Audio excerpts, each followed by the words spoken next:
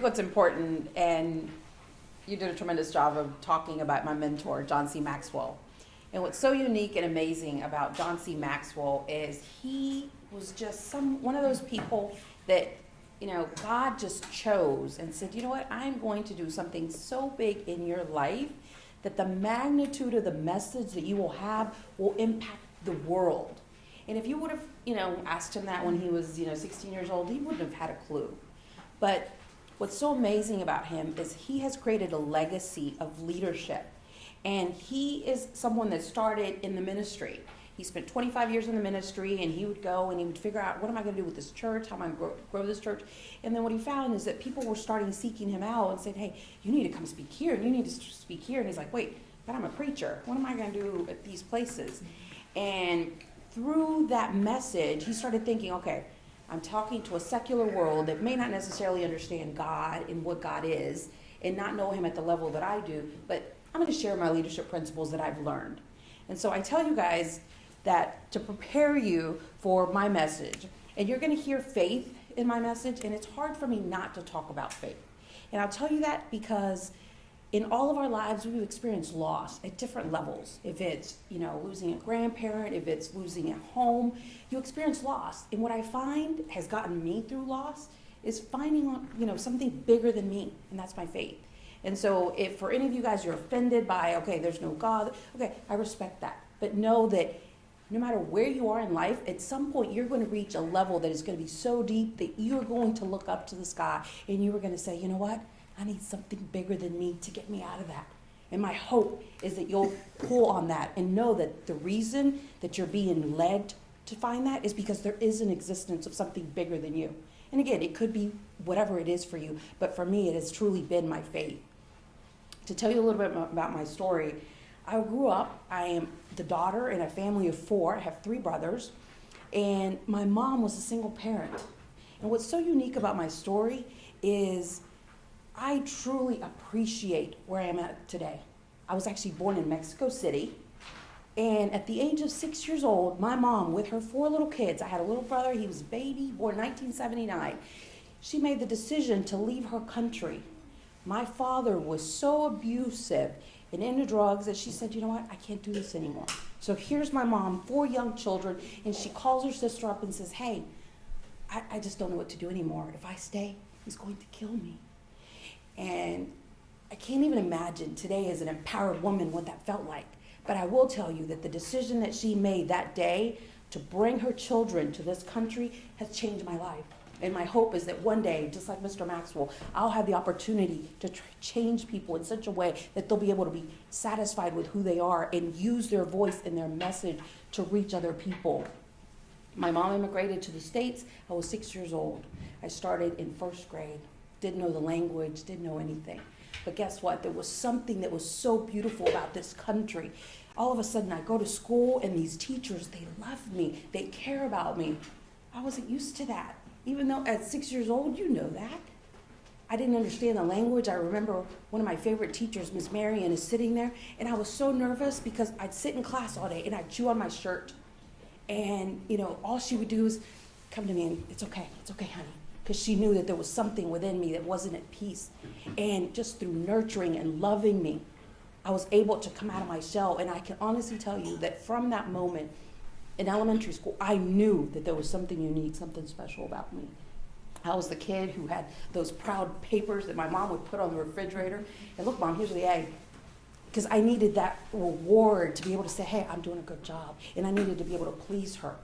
My mom worked in a factory. Every morning at probably 4:30, she'd get up. She'd fix her lunch. She'd actually create extra breakfast sandwiches or lunches to take to our factory so that she could sell to her peers to be able to make enough money to be able to provide for her family.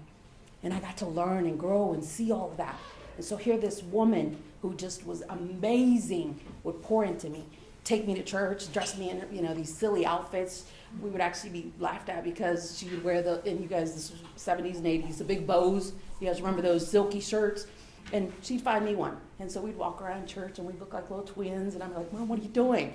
My friends would laugh, but she was so proud that she had one daughter that she could really encourage and love. She passed away in 2005. That was probably the biggest loss that I've ever experienced. I can tell you that losing her helped me to find my faith. Because at that point, I didn't have that mom that I could just pick up the phone and go, hey, Mom, this happened or that happened. And I didn't have my brothers. Guys are different. You can't call your brother. Guess what? Your brother didn't care. He's too busy figuring out what's going on with the car or what, his kids are doing. They're good people, but there's no way that they can connect with you at the level that we women do. And so what I have always done is I realized that, hey, there's a power in the women, the people that we surround ourselves with. So I can go back and just pinpoint. The name of my best friend in high school was Maricela. Every time I would talk to her, I would remember how great and powerful I was because she was so unique that two of us could be brought together in the same church, in the same high school. How does that happen? It's not by accident. Today, she's a minister's wife, and she still ministers to me throughout, even though she's in Texas. And so I share that with you because no matter where you are, if you need someone, and I remember having a conversation with your team, and there was a lady who asked a question, and she said, you know what, I don't know how to surround myself with people because there's not a lot of people in my circle that are like me, and I find that, it's just not happening. And I was able to tell her, you know what, when you don't have something that you absolutely need, you pray for it. And 2 seconds later, I look down and there's a screen card and I pull it out. And on this screen card was my prayer that said, help me to find the people that need to hear my message. That has been always one of my prayers. No matter where I go, no matter what I do, okay, Lord, put people in my path that I can lift up, that I can see the good. My job is not to show you the bad. Guess what? You do that every single day. Every single day. Guess what? Oh, I didn't do this right. Oh, I didn't do that right. You know what? I don't see any of that.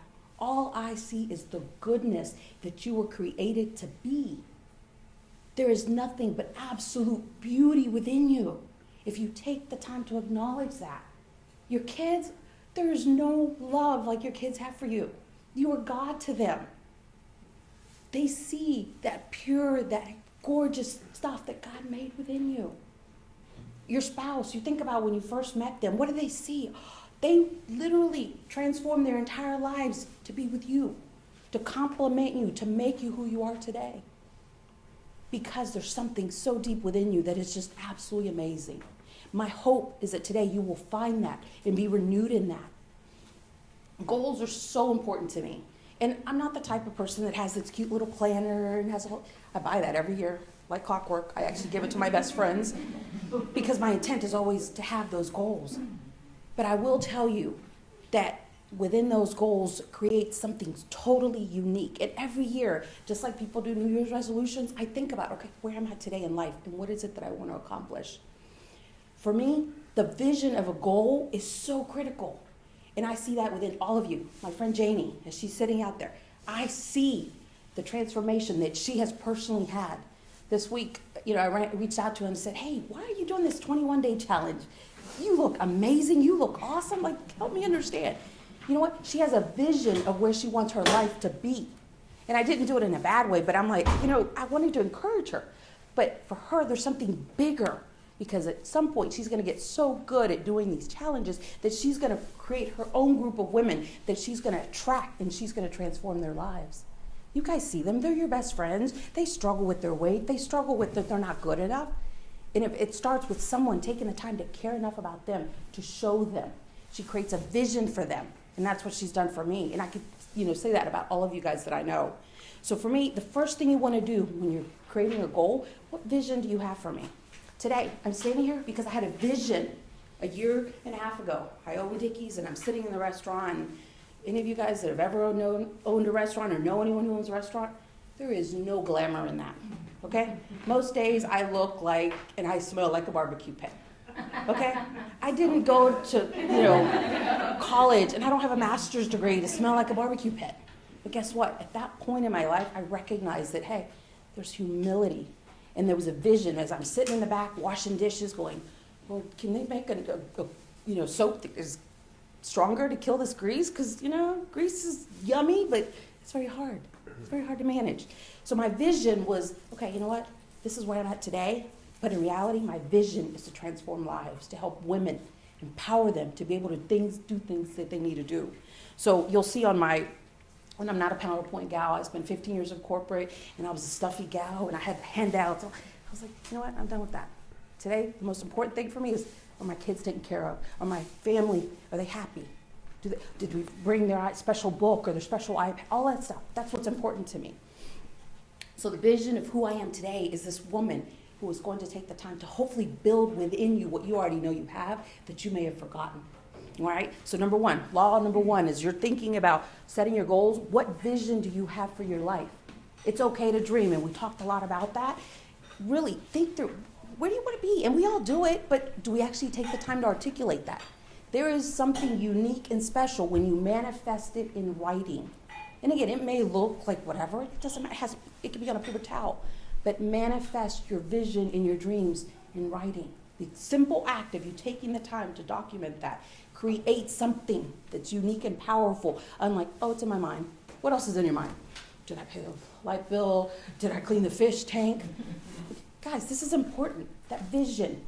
And it could be earlier last year we did a vision board. And people were like, why do you do that? Because it's important. When you're sitting, and I remember sitting in this room with all these women, and as we're looking through these books, no, that's not it. No, oh, I remember you looking at gardens. I remember you looking at specific things that were you. And when we created those vision boards, it transformed who we are. There's a woman in town who's a CEO today. And when I reached out to her to congratulate her on her new role, you know what she said? Maricela, my dream was on that vision board meeting that we had last year. Today I can say, and I can hand out my card and say I'm the CEO of this organization because I took the time to envision who I was and the dreams and the things that I can do. So don't discount that vision, because that vision will create who you want to be. To me, what fuels that vision is this burning desire, and we all have it.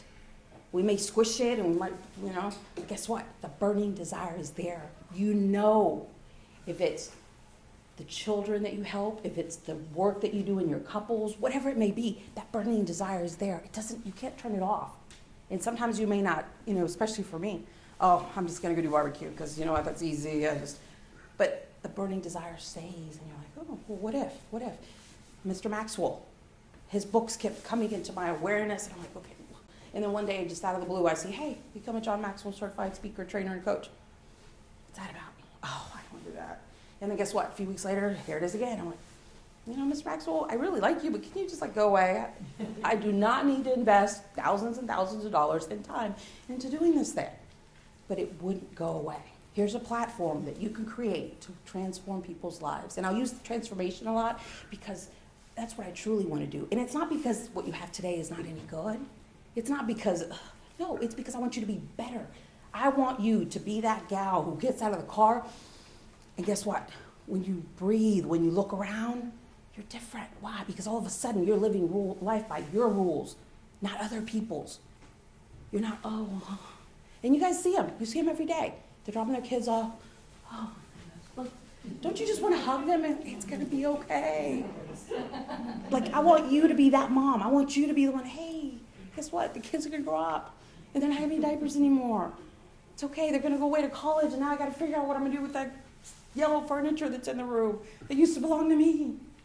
All of that stuff's important. So listen to your burning desire. Realistic goals. I love this one because, you know what? I will never be a size 2. I can tell you, it doesn't matter if I starve myself for 40 days. There's no way I'm going to be a size 2. So realistically, I need to kind of realign those goals and say, oh, okay.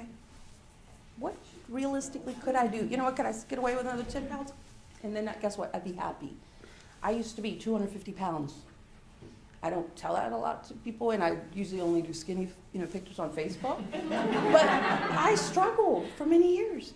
I struggled because food was my friend. Oh my goodness. Food understood me. Never talked back, but. And then one day I just said, you know what? I'm not that person anymore. And I'm not bragging, but when I had my son, I only gained 18 pounds. But it became an understanding, an awareness that, wait a minute, I'm carrying this child. There's no excuse for me to carry this donut with me. So after I had my child, guess what? My 15, 18 pounds were gone. And again, I'm not a size 2, but I'm perfectly happy with where God made me. And I don't beat myself up because I ate the wrong thing or I didn't do. I'm happy with my goal in terms of, and as you think about your goals, make them realistic, because guess what? when they're realistic, you're going to have more wins. When you have more wins, all of a sudden you feel a little bit better. Okay? You talked about it. Stop beating yourself up. You are your own worst enemy. If your friends talk to you the way you talk to yourself, you'd probably slap them. I know I would. I'm like, who do you think you are? I mean, seriously. But we do that to ourselves. Oh, I'm not good enough. Really? Who? According to whose standards? Who set the world standards for being the supermom? There's no such thing. Realistically, who are you? And are you being your absolute best? And if you are, feel good about that. One of the things and I want you guys to write this down. The next time you guys have this thought that, question number 1, as soon as you have that thought that you recognize, is it true? When your little boy comes to you and says, Mommy, at school nobody likes me. Really? What do you ask him? Is it true? Because guess what? It's not true. So when you're dealing and battling these thoughts, ask yourself, is it true? And you'll know the answer. Number 2, can you absolutely believe that it is true? That just kind of reconfirms the fact that, I don't know what I'm thinking, never mind. I got to get out of my awareness. Number 3, how do you react if that thought wasn't around? Who would you be without that thought? And what that's going to do for you is help you to realign your value, your purpose, and recognize that all these mental thoughts serve no purpose. Their job is truly to derail you from your own dream. Because like I said, you are your own worst enemy.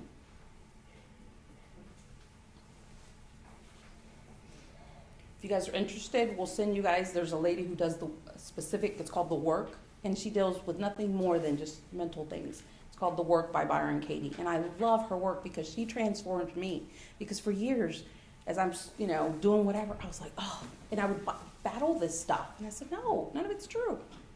So I started researching and I did what's called The Work by Byron Katie. And literally, the thought comes to my mind, it's gone.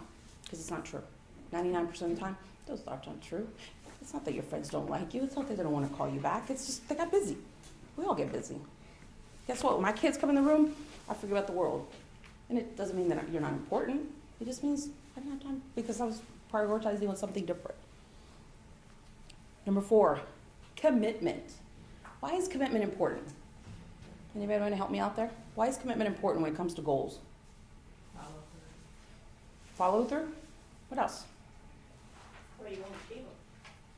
Or you want to achieve them. You want to be who you want to be. You got to be committed to that. If you're not committed to it, take that towel, throw it away. We have too many other things that are pulling us in too many directions. If you're not committed, think about, and you guys have all been there, think about the time and the energy that you spend on something, and then you just let it go. And then what do you say? Oh, you know what? I just wasted all this time and energy. I have this rule. If I can't figure it out in less than 15, 20 minutes, I'm walking away from it. My time is more valuable than going, how do I figure this out? And I live life, for some of you guys that don't know, I'm a foster mom. I suffered 19 years of infertility, and I finally was able to achieve having my son. And we struggled. I mean, I had this great corporate career, these great master's degrees, all this stuff on the wall. There was that hole, that vacancy in my life that said, hey, okay, now what? I'd done, and for you guys that have ever worked corporate, corporate takes good care of you. If you're smart and you ask the right questions, and if you guys are dealing with promotions, you call me. I'll help you negotiate, cool jobs, all that good stuff, because I went through it. And what I remember is after I'd won that trip to, Costa Rica or San Diego and all these cool places, I'd come back home and, okay, let's figure out how we're going to do this again. And I got to a point where I was like, you know what, I need more than that. And for me, I didn't realize that I couldn't have kids because I'd been so busy working. And then all of a sudden, I can't have kids. Oh no, what am I going to do? So goals came into play for my life. I was very strategic. And I recognized, okay, I was getting close to being 40. And I wasn't going to have kids. And guess what? I had that burning desire within me that wouldn't go away. I even prayed to God and said, Lord, if I am not meant to have kids, take this desire away. I do not want to have to worry about seeing these cute kids going, I don't want any of that. But guess what? It wouldn't go away. And I'm like, Lord, you're not going to talk. This isn't working out. Every time I see little kids, I'm like, every time I see my husband and he sees little kids, I was like, okay, this isn't working out. And then I started praying, and he started opening up these doors, and he started showing me these specific things. And then I was like, oh, science. Science is a really cool thing. And so we decided to do an infertility treatment, very unconventional. But today, I have a beautiful 3, almost 4-year-old son, because I listened and I became aware, and I heard, okay, if my goal is to have a child, I'm going to be real strategic. You know, I put my little plan together. We're going to talk to this doctor. We're going to do these tests. I was very strategic, and today I have that goal. And then you fast forward it. I love my son, and he's amazing, but he was lonely. Every time I'd go to the store or wherever, Mommy, there's kids, and he would just assume that he was part of their family. And I'm like, no, honey, you're my kid. Come on. And he was lonely. And I said, no, I need more. And I started praying. I said, okay, Lord, what does this mean? Where am I going to go? I became strategic, and I'm like, okay, I can't have kids. And we went through a couple more rounds of in vitro, all that good stuff. Spent a lot of money. I said, okay, it's not meant to be that way. What are we going to do? So we went the foster care adoption route. And today, I'm so happy. I have a beautiful 10-year-old that I will get to adopt this year. And my son looks at her and says, Sissy, help me. And he's happy because there's now a family. We would have been okay without her, but that's not who I was. Part of my goal was to have a bigger family. And it's hard. Oh my goodness. She was sexually abused. She was neglected. The kind of pain that this child has endured at 10 years old would break your heart. She has now gotten kicked out of 2 schools. Today, when I called her, and she said, Mommy, can you come pick me up? I moved heaven and earth to make sure that she was in a safe place, because I am who God placed in her life to make her who she is today. And one day, she will stand on a stage and she will minister to other young ladies and say, it doesn't matter who you thought you were and all the bad stuff that happened to you, all of that bad stuff is going to be meant for good, because today I'm helping you get through it. And she's beautiful. I mean, just inside and out, she's full of life. And yeah, she's on medication, but it doesn't matter. I became her mom. And there's nothing more important, because I was strategic about, okay, I'm going to grow my family. I'm going to open up my heart. And I'm going to have these goals that are going to help me to achieve a life of significance, to transform these children's lives, to help them be who God made them to be. That's commitment. Sticking to it. Not giving up, especially when it gets tough. Oh my goodness, it's so easy. First, time she came home and she did whatever. Social service, you got to come get this child, because she's been out of 7, 8 homes already. I said, no, I'm going to be the difference maker. I don't care how tough it gets. I'm going to stick with you. That's my commitment to you. That is the commitment that I have to my life, to my family, to my business, to you ladies. Back to the little planner that I told you about. We buy them. I guarantee you probably have 5, 6, 8 spiral little notebooks, and they're really cute. Write those goals down. You invested.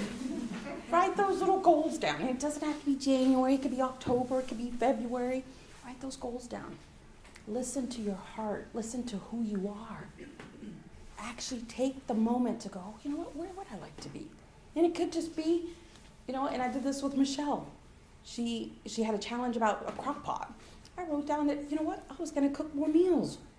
So her little inspirational, I was like, and last night, we had meatballs, because I had strategically planned my recipes, and honey just boiled the spaghetti, and we had a home-cooked meal after spending all day at the ER, because it's a commitment that I have, and it's a goal that I have for my family. And again, it doesn't have to be this huge thing, but it's transforming my life, and it's making my life so much better. In the conversation that we got to have around the table about, why does Seth get mini meatballs and why do I get big meatballs? That's important. And that's what fills our life with joy. So as you guys think about these laws of goal setting, take the time to outline your goals. Does anyone know the statistics about people who actually write down the goals? Do you know? There's a very specific statistic that's out there, and these, Harvard grads or whatever, they found those that they followed that had written their goals achieved them more than those that didn't. There's just something very magical about the manifestation of writing your goals. So it doesn't matter if you put them in the back of your, 50 Shades of Grey book, or your, whatever. Have some goals, because that's who you are. And that's what I love about women. We're so different. We're so unique, but yet together, we are just a great group of people. If you guys turn it to page B.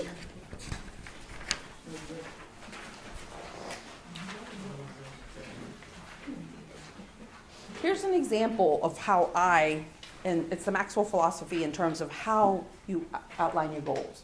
And again, it doesn't have to be that way, but what I like about it is it helps me, and I'll talk about this a little bit later, but it helps me balance my life in terms of other areas. Because I don't just want to be one thing to one person. I have to end up being multiple things to multiple people. So what you do is you outline your goals, you prioritize them, because if you don't prioritize them, there's no way you can do everything. Nobody's going to take more than one priority at any given time. Look at the area of your life that it impacts, because you have to have balance in your life. If you don't, then guess what? You're going to make a lot of money, but then you're not going to spend a lot of time with the kids. Or you're going to do a lot of charity, but then you're not going to do a lot of work. So priority is important. And then think about what target date do you have? The target's important because it's something that keeps moving, but at least you have a realistic goal in terms of when do I want to achieve this? Is it this year? Is it next month? Is it, like for me, I want to go to Hawaii, but it's not going to happen this year. But guess what? I'm actually going to go to Hawaii in the next 5 years, and I got to figure out how to open up that little savings account because that's one of my goals. Short and long range goals. You always want to have something outlined out there. Like have something that you keep working towards. Think about your kids. If they're in a sport, I know with my daughter, she's looking at karate and she talks about the different belts, but even look at the step that you have to take to get you take small gradual steps to get you to where you need to be. So it's okay to set long-term goals and it's okay to set short-term goals. Why do you need to set those goals? So you feel like you're moving in the right direction. And nobody's going to do it for you. This is something that's uniquely and personal for you. And I don't want to be the kind of person that, I'm going to tell you that every February 1st, my mentor is amazing. He takes the weekend of Thanksgiving, Black Friday, him and his wife actually go to their office. Instead of doing all the Black Friday shopping stuff, they go in their office and they actually spend all day strategizing their schedule for the entire year. And they make it a whole weekend thing. And again, he's amazing. He's a multimillionaire, so he's obviously achieved some great levels. But these are the type of disciplines that he's had in his life for over 10 years. And they take the time to say, okay, honey, when are we going to vacation? And they know that at the end of November.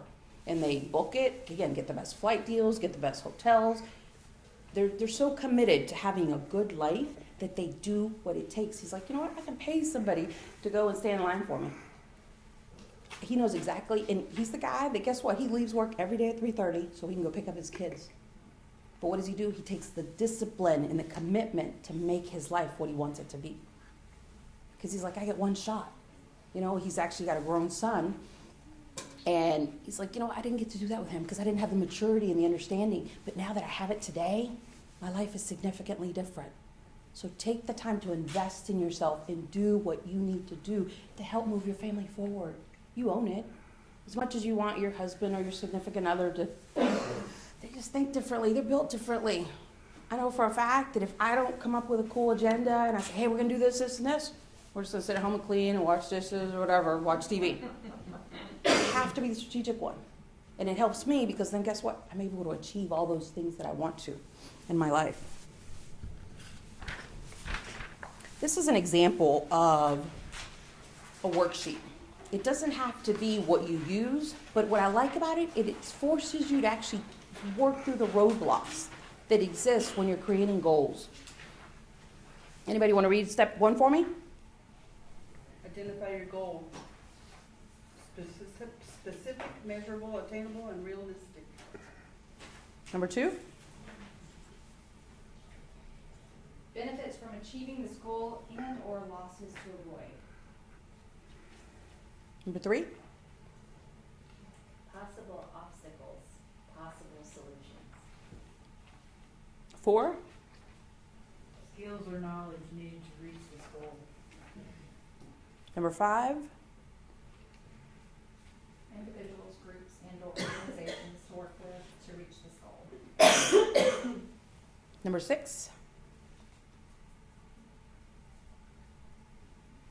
Specific action steps for achieving this goal with target dates and completion dates. Is there anything that sticks out to you guys in terms of this worksheet? That's something that would be valuable in terms of you putting your goals together? Just start somewhere. Got to start somewhere. Okay, that's good. What else?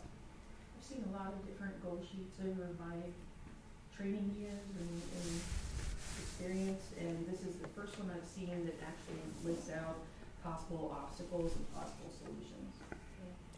As women, we want to know what the roadblocks are going to be. We want to think about those ahead of time. When Mission Barbecue was moving into town, I had to make a little trip down the road to figure out, okay, what were these guys going to serve? What were these guys going to be all about? I didn't wait for them to open their doors and be like, oh. I transitioned my menu. I tried to create a lower price point because I knew that there was something coming up that I had to do something different. It still impacted me, but guess what? There's this peace of mind that says, hey, I tried something unique, something different when I knew something was a threat to me. Since I set foot in my business and I opened, I said, hey, I'm going to have it open for one reason, and that's to be able to serve people, to be able to serve at a different level. People ask me all the time, oh, aren't you nervous? Aren't you afraid? We're all afraid. We all have fear, but guess what? Do I let that stop me? No. And even people who were working for me, oh, I got to go because this isn't, okay. Do what's best for you. I wish you the best. But having this futuristic view of the world helps me. And guess what? I don't have any regrets. I've done my homework. I've done the best that I can. I don't know anything. I can say, well, I've had the best experience ever. I've had the worst experience ever. But at least I tried it. I did it. And that opportunity created what I needed to be able to watch my son. My 3-year-old son can tell you his Pledge of Allegiance. My 3-year-old son can look at his name and go, oh, Mommy, S-E-T-H. Because I invested and I said, hey, I got to wash dishes. I got to clean racks. That's what I got to do to watch him. Those are the things that I sacrificed to get to where I needed to be. And I'm telling you, people ask me all the time, oh, Maricel, you have this great, come on, you could be. I don't want that. I want something that's bigger than me, that satisfaction of seeing him smile and go, Mommy! Because at that point, nothing else matters to me. So figuring out what is your why? For me, my why is those children, that legacy. When I created my company, the name of my company is Messner Legacy Incorporated. And one of the faults that we fall into sometimes as parents is, oh, I created this business for you. No, I didn't. They don't want that business. How many times do you guys see these people who have these businesses and their kids want nothing to do with it? I'm not going to be that parent. When they decide that they want to do whatever, okay, we're going to sell it, we're going to close it, we're going to do whatever. You don't have to buy into the family business because you were made uniquely different. So think about as you're raising your families or you're seeing your friends raise their, again, it's really easy to push our beliefs and our stuff on them. That's not who they were made to be. What do we want? We want them to be creative. We want them to be unique. We want to be, okay, manage that. Your job is to just set those choices and those expectations and then let them be who they were made to be. Because my kid's probably not going to want barbecue, and that's okay. I'm perfectly okay. There's days where I don't want barbecue. So you're going to find that there's just something within you that is so great that you're saying, oh, wow. I can honestly tell you, and not a lot of people, we talked a little bit about death, but I can honestly tell you that if I was to check out today, anyone who knew me would say, wow, she lived life on her terms, and she did a kick-ass job. And it's hard. Oh, it's hard. You have no idea how much struggle. But what's within me is so much greater than any other fear that I have. And I walk forward, and I'm confident, and I grab all my friends' hands, and we're like, okay, we're going to do this. And everything, it doesn't matter how tough it gets, it doesn't matter how bad it is, we're going to be on the other side, and we're going to be smiling. We're going to be looking around going, we're all that. And a bag of chips. Thank you guys for listening to me. That's my conversation on goals. Melissa?